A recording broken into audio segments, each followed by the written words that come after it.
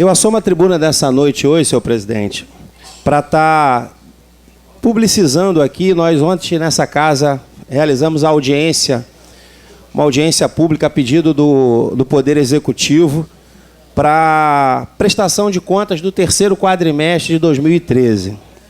E aí, vereador Dudu, ao governo trazer essas contas aqui, nós tivemos números bastante interessantes e importantes e, ao mesmo tempo, em alguns casos, preocupantes.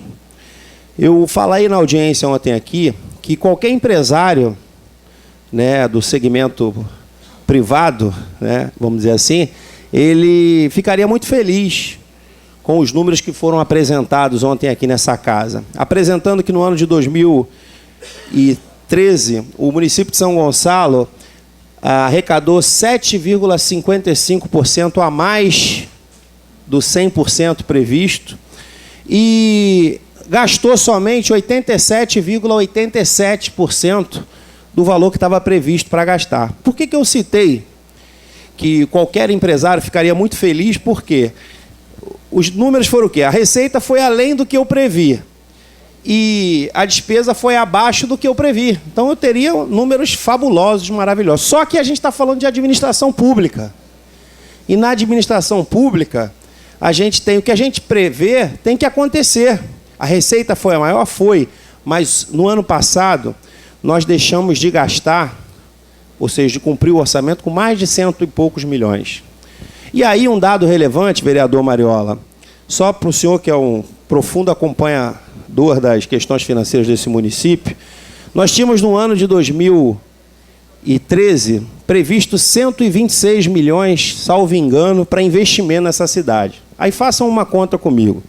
De 890 milhões, 126 milhões era para investimento. Desses 126 milhões, sabe quanto nós conseguimos? Esses 126 milhões não chegam nem a 15% do total do nosso orçamento, que é um valor muito baixo para investimento. Isso significa que o custeio da nossa cidade anda muito grande. Os números apresentados ontem aqui nessa casa foi que a despesa com o pessoal está em 51,2%, onde se aproxima do limite prudencial, que é de 51,3%. E eu deixei claro aqui, de uma maneira bem direta e objetiva, porque eu costumo dizer que os números são frios. Matemática é uma ciência exata. Não dá para você. E você, em contabilidade, você consegue até fazer alguns movimentos que mascaram, muitas das vezes, a realidade que se apresenta. E aí, fiquei muito feliz e triste ao mesmo tempo, porque estava previsto 15% em saúde, o governo investiu 31%. Estava previsto 25% em educação, o governo investiu 27%. Só que, voltando aos investimentos, dos 126 milhões que a gente tinha para investimento, o governo só conseguiu investir 56 milhões, deixando de investir 66 milhões do que estava previsto.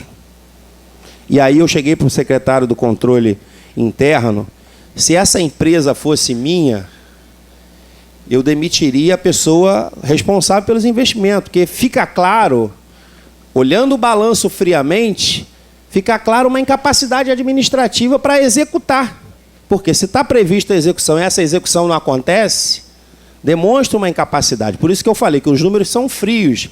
E aí a explicação tem que vir, e aí o secretário de controle interno colocou assim, não, porque nós temos 140 milhões de herança do governo passado. Eu fiz uma pergunta para ele. Falei, a lei de responsabilidade fiscal, ela diz que nenhum governante, no último ano de exercício, ele possa assumir nenhum ônus ou bônus que excedam o prazo do mandato dele. Se isso acontece, como que o governo herdou 180 milhões de dívida? Porque eu falei para ele, eu quero saber onde está essa dívida, ou melhor, ele falou 140. Quem falou 180 milhões foi o prefeito, através de carta aqui, que o secretário de governo falou naquele dia que veio aqui. E aí ele falou, não, nós deixamos o lixo, a Rastec, e aí eu fiz a conta. Tá, tem 4 meses do lixo. Falei, 4 meses do lixo dá 12 milhões e pouco. Mas 3 meses da hashtag dá mais 3, dá 15. A gente estava falando de 180. Ah, mas deixou uma dívida do INSS lá da Fundação Municipal de Saúde.